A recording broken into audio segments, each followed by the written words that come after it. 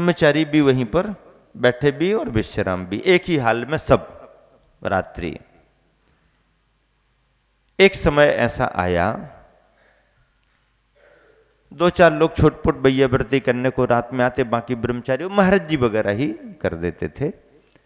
आचर्षी की अच्छी सामयिक साधना, स्वाध्याय, सब हम लोगों का स्वाध्याय भी चालू कराया आचर्षी ने। क्षेत्र पर लाइट नहीं, वही लालटेन से काम।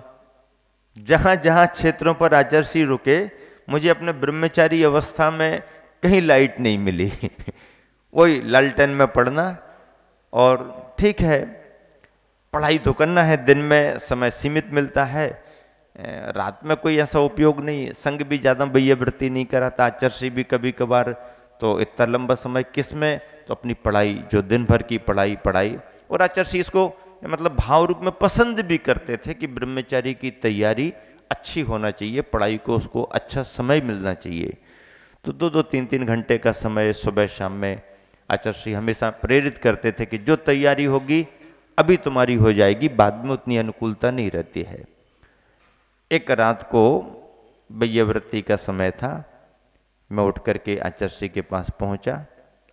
एक शीशी में तेल था और थोड़ा सा निकाल करके धीरे धीरे कर रहा था। महाराज जी वगैरह सब बैठे। अचानक कोई एक गृहस्थ आया, वो टार्च लिए था, लेकिन उसने टार्च का प्रयोग नहीं किया कि व्यवधान ना हो, संग है।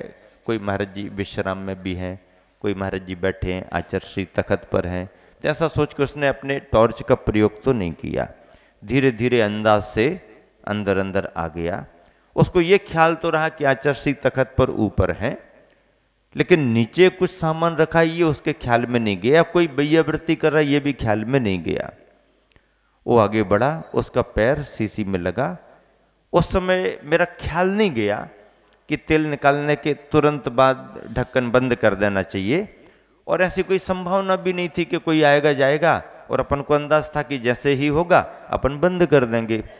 पर वो हुआ ये कि उसका पैर लगा, शीशी गिरी, और थोड़ी आवाज के साथ आचर्षी को अंदाज लग गया कि शीशी गिर गई। ऐसा कर दिया आचर्षी ने। उस श्रावक को भी अंदाज लग गया कि यहाँ कोई भैया जी वगैरह बैठे थे और कोई ये शीशी ऐसा हो गया। उसने तुरंत टॉर्च जला दी। अब टॉर्च जलाई तो सामने सामने शीशी के गिरने से उसका तेल थोड़ा फैला हुआ दिख रहा था। आचर्षी ने देख करके, अब वो जो भाव भंगिमा आचर्षी की दिखी तो अंदाज लग गया कि ये अपनी गलती, और अब कुछ ना कुछ आचर्षी सुबह जरूर कहेंगे। ठीक है, मन में श्रद्धा होने के साथ साथ भय भी रहता है, गलती अपनी है, स्पष्ट गलती है। अब देखो सुबह क्या होता है। आचर्षी ने कुछ न कुछ चिंतन विचार किया होगा। सुबह आचार्य भक्ति का समय हुआ, महाराज जी भक्ति में सम्मिलित हुए, भक्ति हो गई। भक्ति के बाद में थोड़ा समय आचर्षी चर्चा वर्चा को देते ही हैं सर्दियों के समय में। तो अब ये अंदाज था कि अब कोई ना कोई प्रसंग रात वाला निकलेगा। कुछ महाराज जियों को भी ख्याल में आ गया था कि ऐसा हुआ है तो कुछ न कुछ आचर्षी सुबह जरूर कहेंगे। आचार्य भक्ति के बाद में आचर्षी ने अपनी तरफ से कुछ कहा नहीं, बात सामान्य रही। लेकिन थोड़ी देर बाद हंस करके कहते हैं सब महाराज जियों की तरफ देख करके, अरे देखो रात में मेरा एक सूत्र बन गया। क्या कहते हैं? रात में मेरा एक सूत्र बन गया। तब सबको तो लगा ही होगा, मुझे भी लगा कि बात सामान्य है, कोई ऐसे बहुत ज्यादा अपने ऊपर लिया नहीं आचर्षी ने। अन्यथा कुछ ना कुछ कहते हैं, ब्रह्मचारी ऐसा कैसे करते हो, ये गलती हो गई, ऐसा है वैसा है, ऐसा कुछ कहते। लेकिन आचर्षी ने तो ऐसा कुछ कहा नहीं, तो सामान्य है। फिर क्या कहते आचर्षी? बोले देखो मेरा क्या सूत्र बना, रात में मालूम है क्या हो गया, शीशी गिर गई थी ना, तेल फैल गया था, तो उसको देख करके मेरा सूत्र बना। क्या सूत्र बना? शिष्य और शीशी में, शिष्य और शीशी में डांट लगाना जरूरी है। डांट यानी ढक्कन, शिष्य और शिष्य में डांट लगाना जरूरी है। सब महाराज जी हंसने लगे कि बात बराबर आचार्य ने पकड़ी है, और उसमें से सूत्र भी बिल्कुल सही बनाया, और सूत्र बिल्कुल फिट था। क्या फिट था? शिष्य और शिष्य में डांट लगाना जरूरी है। सूत्र बराबर बन गया ना? सूत्र बन गया। लेकिन देखो, इसके आगे की दूरदर्शिता भी सूत्र बनाने के साथ ख्याल में रही। फिर आचार्य कहते हैं कि डांट लगाना तो जरूरी है, लेकिन डांट लगाने में बड़ी सावधानी रखना पड़ती है। अब इसका अर्थ सब महाराज नहीं समझे, डांट लगाने में सावधानी रखती, इसका मतलब क्या? बोले देखो, ऐसा है कि पुराने समय की शीशियों में एक लकड़ी की डांट लगती थी, एक लकड़ी का ऐसा कवर सा लगा देते थे। तो मान लो ऐसी डांट लगी हो, और डांट लगाते समय कोई उसको जोर से लगा दे, तो फिर क्या होता? वो अंदर चली जाती। फिर जब भी निकालो तो वो मुंह के यहाँ आती, तो ना डांट निकलती और ना उसके अंदर का तेल निकलता, क्योंकि जोर से लग गई ना। चूड़ी वाला ढक्कन होता ना, उसको लगाते लगाते जब बराबर लग गया, और बराबर में भी यदि आपने थोड़ा और ज्यादा लगा दिया, तो फिर क्या होता है? वो ढक्कन चूड़ी फ्री हो जाता है। फिर घुमाते ही रहो, फिर वो काम करने वाला नहीं। तो आचार्य कहने लगे कि डांट लगाना तो जरूरी है, पर डांट लगाते समय बहुत सावधानी रखना पड़ती है कि डांट ढीली भी ना रहे और डांट ज्यादा टाइट भी ना हो, तभी सही काम होता है। समझ में आया सब लोगों को? सब महाराज जी ने कहा हाँ, अपन ने भी पीछे से कहा कि हाँ, देख करके मुस्कुरा के आशीर्वाद का मतलब कुछ उसको ठीक है, असावधानी हो जाती है, त्रुटि हो जाती है, जानबूझ करके कुछ नहीं हुआ, धोखे से हुआ, अपने से नहीं हुआ, दूसरे के निमित्त से हुआ, लेकिन फिर भी गुरु गुरु है। उस प्रसंग को लेकर के कुछ डांट भी सकते थे, कुछ कह भी सकते थे, और अपने मन में यदि कोई त्रुटि है तो प्रायश्चित लेने का भाव होता भी है। प्रायश्चित लेने का भाव जब प्रकट किया बाद में, तो आचार्य ने हंस के टाल दिया, ठीक है, सावधानी रखनी चाहिए, चलो नहीं कुछ भी प्रायश्चित, हाँ एक माला फेर लेना, सावधानी रखो, बस हो गया काम। लेकिन वह कार्य भी इतने स्नेह और प्रेम से किया गया कि मुझे लगा, उस समय जो लगा आज भी लगता है कि बाकी में आचार्यों के गुणों में यह गुण संघ और शिष्यों को बहुत संतुष्टिदायक होता है। डिसिप्लिन तो रहता ही रहता है, अनुशासन में तो कोई कमी रहती ही नहीं, लेकिन उस अनुशासन और उस व्यवस्था के साथ प्रेम और स्नेह का भी जो पुट रहता है, वो संघ की व्यवस्थाओं के लिए बहुत महत्वपूर्ण है, और यह गुरुवर का मौलिक गुण है, स्वाभाविक गुण है, सभी के पास जो नहीं पाया जा सकता ऐसा गुण है। कौनी जी के प्रवास में समाज बंधुओं ने बहुत लाभ लिया।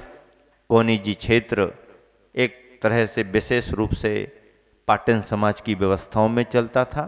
उस समय वहाँ के परिवारों में विशेष रूप से बजाज जी का परिवार है, वकील साहब का परिवार था, और प्रमुख रूप में महामंत्री की भूमिका में, अध्यक्ष तो कोई और, लेकिन महामंत्री की मुख्य भूमिका में हुकुमचंद जी सांधेलिया का एक विशेष नाम रहा है, और बड़े समर्पित भावों से संघ की व्यवस्थाएं, आचार्य श्री की भक्ति और क्षेत्र पर उनका ध्यान रहता था। हुकुमचंद सांधेलिया जी का नाम सुनकर के आपको जल्दी ख्याल में नहीं आएगा, लेकिन समझ लीजिए कि उनके बड़े बेटे अभी अपनी संगोष्ठी में अभिनंदन सांधेलिया जी आए हुए थे, सम्मिलित हुए थे। और इससे भी यदि ख्याल में नहीं आएगा आपको नाम, तो फिर आप याद कर लो, अपने संघ में मुनि अभय सागर जी महाराज जी भी हैं, और उनके गृहस्थ जीवन के पिताश्री का नाम हुकुमचंद जी सांधेलिया था। ऐसा उन्होंने अपना पूरा का पूरा प्रबंध कमेटी के साथ बना के रखा कि आचार्य श्री का मन क्षेत्र पर बहुत अच्छा लगा। खूब स्वाध्याय, न्याय दीपिका जैसे न्याय के ग्रंथ का आचार्य ने संघ को स्वाध्याय कराया। समय समय पर पर्व त्योहार जो भी आए उन निमित्तों को पाकर धर्म की प्रभावना बढ़ी। प्रवचनों का लाभ सभी समूचे उस इलाके के लोगों ने लिया। जबलपुर से काफ़ी लोग आते जाते रहे और वहाँ पर एक अच्छी प्रभावना का प्रसंग बना कि त्रिमूर्ति मंदिर का शिलान्यास भी कमेटी ने, समाज ने वहाँ पर आचार्य के सानिध्य में संपन्न कराया। रत्नकरंडक श्रावकाचार, जो श्रावकाचारों में प्रसिद्ध और प्रामाणिक ग्रंथ है, आचार्य समंत भद्र महाराज जी के द्वारा लिखा हुआ, जिसका स्वाध्याय भी दोपहर को हम कराते हैं।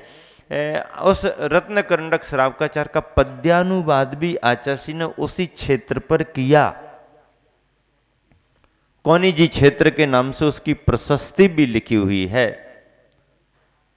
अप्रैल के महीने में उसका समापन वहां पर हुआ और इस तरह से क्षेत्र को लाभ देते हुए, अपने स्वाध्याय साधना का लाभ लेते हुए आचार्य ने उस क्षेत्र से महावीर जयंती का लक्ष्य बना करके जबलपुर नगर की ओर विहार किया। पहली बार जबलपुर महानगर की ओर आचार्य का विहार हो रहा था।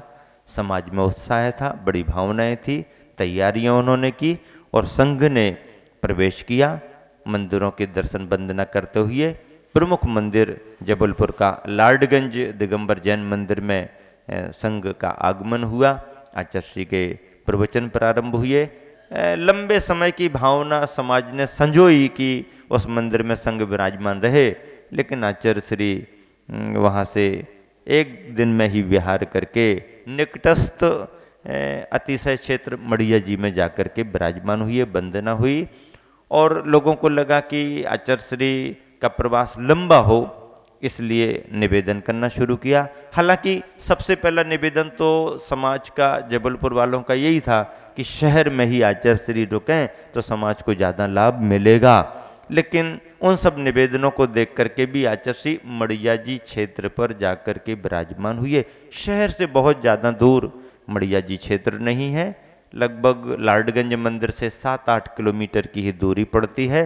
और अब तो यूं ही इतना शहर बढ़ गया कि उस समय का एकांत स्थल जैसा मड़िया जी माना जाने वाला अब शहर के मतलब निकटस्थ माना जाने लगा और बहुत बस्ती भी उसके और आगे बढ़ गई। जिस समय मड़िया जी क्षेत्र का उद्भव रहा होगा उस समय निर्जन जंगल जैसा भाग रहा, बहुत लंबे समय तक एक क्षेत्र जैसी स्थिति में था। आज शहरी वातावरण में है, विकास बहुत हुआ है। मड़िया जी का अपना इतिहास बहुत पुराना है।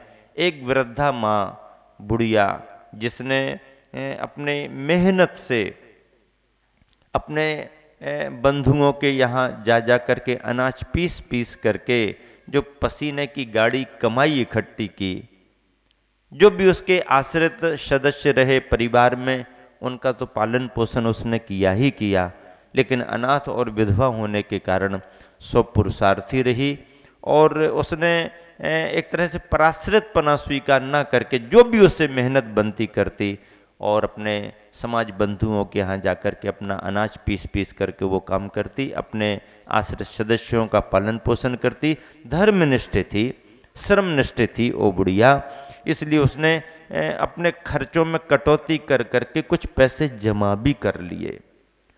और ऐसा जब उसके पास में संग्रह हो गया तो उसके मन में भाव आया कि अपने जीवन में गृह स्वामी के रहते हुए भी कुछ कर नहीं पाए, अब यदि कुछ हो सकता है तो इससे एक छोटी सी भगवान की मड़िया बनवा दी जाए और उसमें एक छोटी प्रतिमा विराजमान कराई जाए।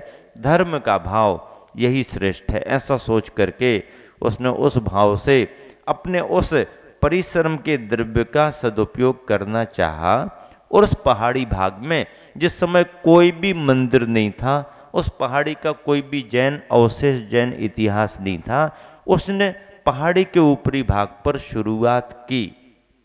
समाज बंधुओं को कहा होगा, सबका सहयोग मिला होगा कार्य को आगे बढ़ाने में, और उसके सौजन्य से, उसके दान से उस पहाड़ी भाग में ऊंचाई पर एक छोटा सा मड़िया जैसा मंदिर बना करके उसमें प्रतिमा विराजमान कराई गई।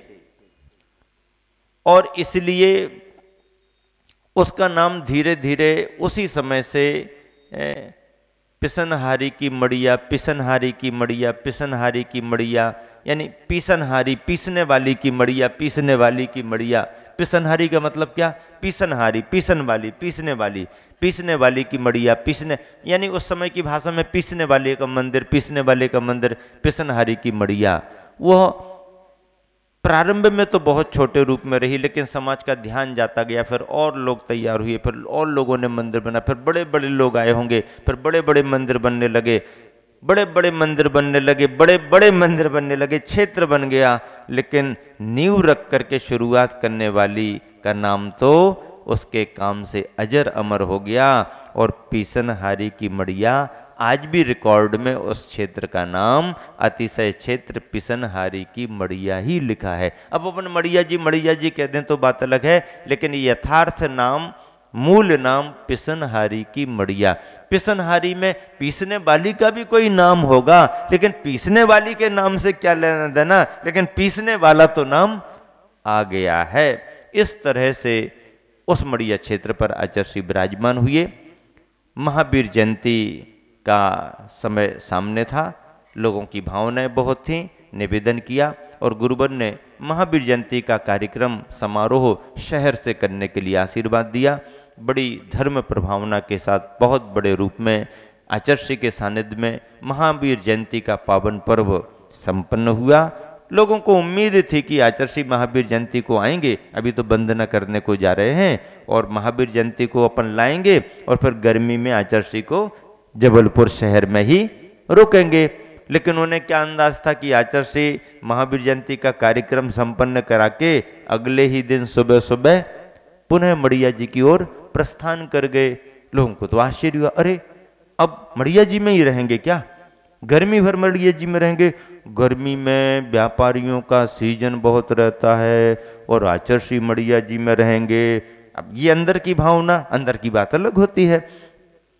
फिर ठीक है, व्यवस्थाएं तो सब करेंगे, लेकिन आचार्य श्री शहर में रहते तो अपना भी काम चलता रहता और धर्म लाभ भी लेते रहते। अब मड़िया जी आने जाने में टाइम ऐसा वैसा और सब ये विचार अंदर रहे भी होंगे, पर श्रावकों ने प्रकट तो नहीं किए, पर अंदाज लगता है कि श्रावक की स्थिति क्या होगी। एक दिन कमेटी के बहुत लोग आए। मड़िया जी की स्थिति ये थी, जहाँ पर हम लोगों का प्रवास था, घास फूस और वातावरण यूं ही रहता है, बार बार सफाई तो होती नहीं है, मच्छर बहुत। ये बात सही है कि मड़िया जी में जब प्रवास था उस समय मच्छर बहुत, अभी भी मच्छर बहुत हैं, वो तो रहते, लेकिन आवागमन ज़्यादा हो और फिर तैयारियां, व्यवस्थाएं, नवनिर्माण वगैरह हो, साफ सफाई हो, तो फिर कमी भी हो जाती है।